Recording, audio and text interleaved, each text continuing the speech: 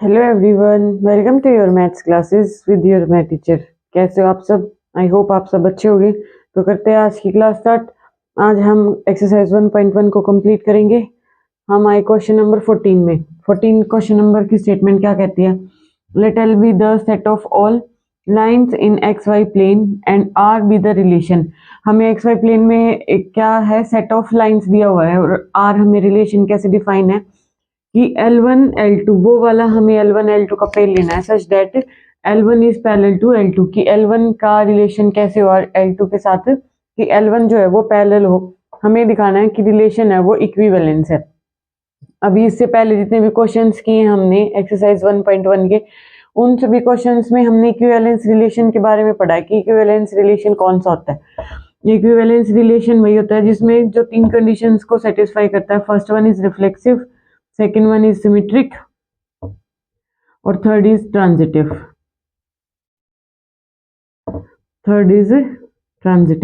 जो इन तीन कंडीशंस को सेटिस्फाई कर देता है, ट्रांजिटिव। ठीक है, जो इन तीन कंडीशंस को सेटिस्फाई कर देता है वो रिलेशन कौन सा होता है? Equivalence relation. तो अब हमें क्या दिया हुआ है कि L1 L2 L1 पैरेलल होना चाहिए L2 के। तो ये देखो L1 खुद के पैरेलल होता है। L1 इस ये पैरेलल का साइन होता है, पैरेलल टू L1 खुद के साथ खुद का, क्योंकि हमें रिफ्लेक्सिव में क्या करना होता है, ए का रिलेशन ए के साथ। तो हम L1 का रिलेशन L1 के साथ चेक करेंगे। तो L1 खुद के पैरेलल होता है। ये मान लिया हमारे पास कोई L1 लाइन है और यही एक बार फिर से दोबारा से मैं इसी के ऊपर वो कर रही हूँ, ये L1 लाइन, तो ये खुद के पैरेलल होता है। तो every line is parallel to itself. कोई भी लाइन जो हम ले रही है तो वो खुद के पैरेलल होती है, तो इसलिए ये क्या हो गया, रिफ्लेक्सिव है। Second one is symmetric. Symmetric के लिए हम क्या करते हैं, हमारे पास एक लाइन दी हुई है L1 और एक लाइन दी हुई है L2। अगर L1 L2 के पैरेलल है तो हम ये बोल सकते हैं कि L2 भी L1 के क्या है, पैरेलल है। ये हमें दिख रहा है साफ साफ कि अगर L1 L2 के पैरेलल है और तो L2 भी L1 के पैरेलल होगी। Third is transitive. ट्रांजिटिव के लिए हम क्या करते हैं, कोई हमारे पास L1 लाइन है, कोई हमारे पास L2 और कोई हमारे पास L3। L1 है, L2 है, L3। अब ये देखने से पता चला अगर L1 और L2 पैरेलल है, L2 L3 पैरेलल है, तो क्या L1 और L3 ये दोनों भी तो आपस में पैरेलल ही दिख रही है ये। तो इसका मतलब ये क्या हो गया, सिमेट्रिक भी हो गया और ट्रांजिटिव भी हो गया। ठीक है, तो हमें ये प्रूव करना था, सिंपल सा क्वेश्चन था।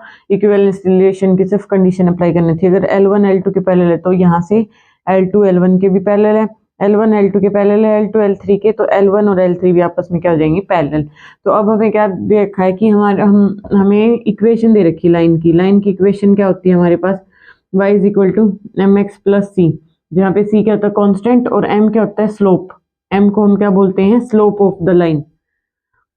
इसको बहुत सारी जगह dy बाई डी एक्स लिखते हैं या फिर माइनस वाई बाई एक्स लिखते हैं, अलग अलग तरीके होते हैं इनको निकालने के। ठीक है, तो ये हमें ये लाइन दी हुई है, हमें बताना है कि हमें जो ये गिवन लाइन है इससे रिलेटेड कौन सी लाइन होंगी, इससे रिलेटेड कौन सी लाइन होगी। ये मान लिया हमने एक्स वाई प्लेन में कहीं भी ये लाइन है, मान लिया y is equal to M X plus 4, ये जैसे ये हमें दिया हुआ y is equal to 2x plus 4, ये हमारे क्वेश्चन में दिया हुआ है कि अगर हमारे पास कोई ये लाइन गिवन है तो हमें बताना है कि इससे रिलेटेड ये इसके पैरेलल कौन सी लाइन होंगी।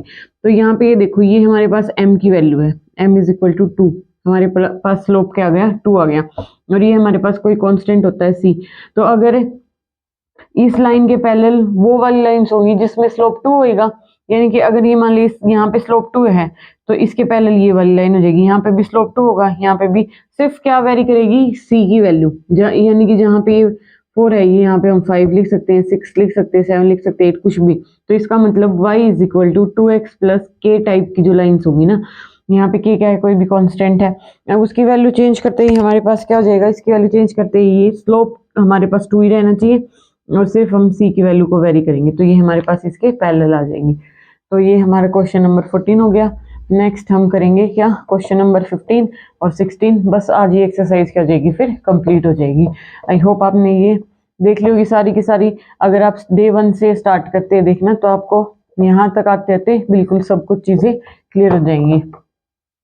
नेक्स्ट हम करेंगे क्वेश्चन नंबर 15। क्वेश्चन नंबर 15 में हमें क्या गिवन है, हमारे पास क्या है, एक सेट दे रखा है हमें 1 2 3 और 4, और रिलेशन कैसे डिफाइन है, r इज इक्वल टू 1 है 1 2 2,2, 1,1, 4,4, 1,3।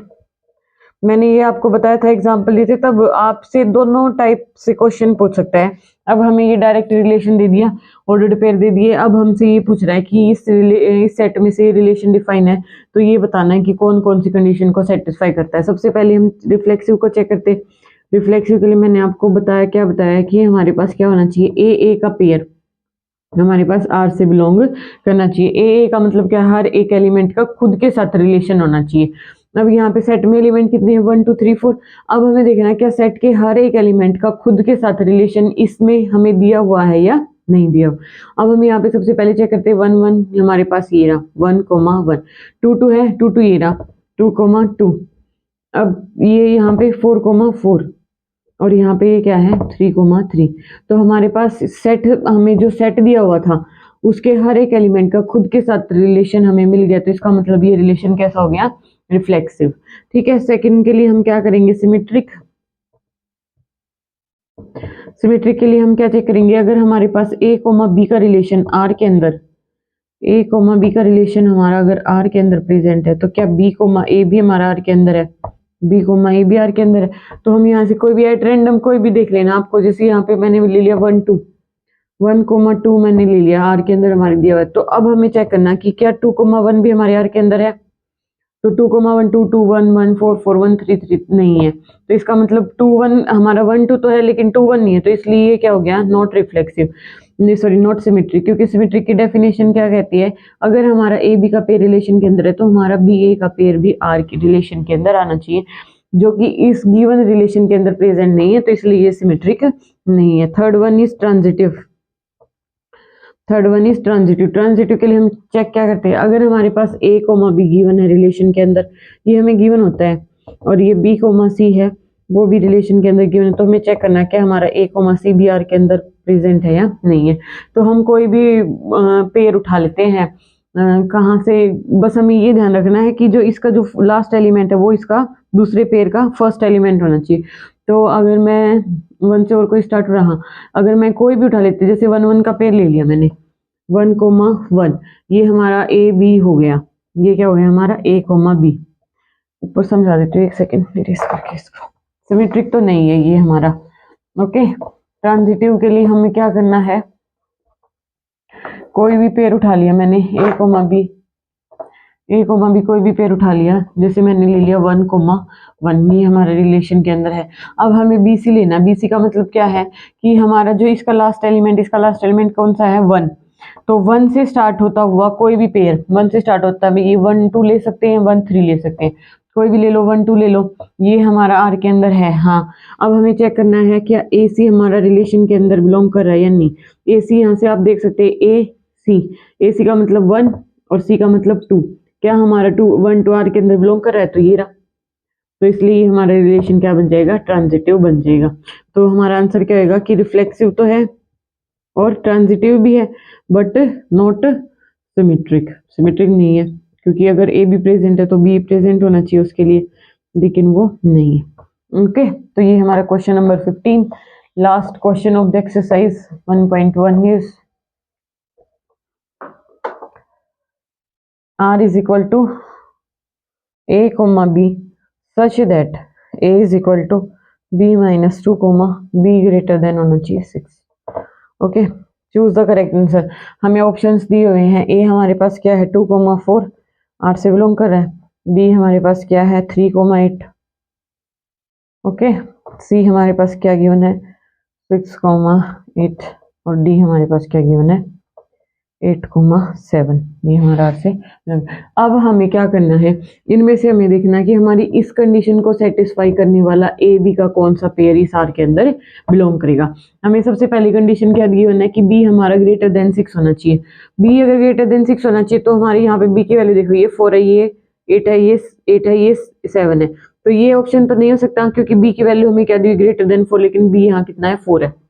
बी की वैल्यू हमें क्या लेनी है ग्रेटर देन 6, लेकिन हमारे पास बी यहाँ 4 है, तो इसलिए ये लेस देन। इन तीनों में से कोई भी एक ऑप्शन हो सकता है। अब हम अपनी कंडीशन में सेटिस्फाई करें, मतलब पुट करेंगे। इसमें देखो, अगर मैं a is equal to b minus 2 में a b की वैल्यू पुट करती है, ये हमारी फर्स्ट वाली a की वैल्यू होती है, ये b की वैल्यू होती है। a की जगह पे 3 पुट करो, 3 इज इक्वल टू यहाँ पे कितना जाएगा, b की जगह पे क्या जाएगा, 8 माइनस 2 6।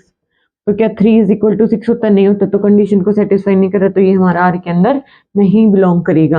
अब हम सेकंड कंडीशन देखते हैं। सेकंड में हमारी ये a की वैल्यू होती है, ये b की, ठीक है। तो हमारी कंडीशन a की value 6 is equal to b की जगह पे 8 माइनस 2, क्या आ गया हमारे पास, 6 इज इक्वल टू 6 आ गया। इस कंडीशन को सेटिस्फाई कर गया, तो ये हमारे रिलेशन से बिलोंग कर जाएगा। लास्ट वन में वैसे ही चेक करें तो वैसे तो आंसर आ गया, लेकिन फिर भी चेक कर लेते हैं। 8 यानी कि a की value is equal to 7 minus 2 यानी कि 5, 8 इज नॉट इक्वल टू 5, तो इसलिए हमारा ऑप्शन नंबर सी हमारा क्या हो जाएगा, करेक्ट हो जाएगा।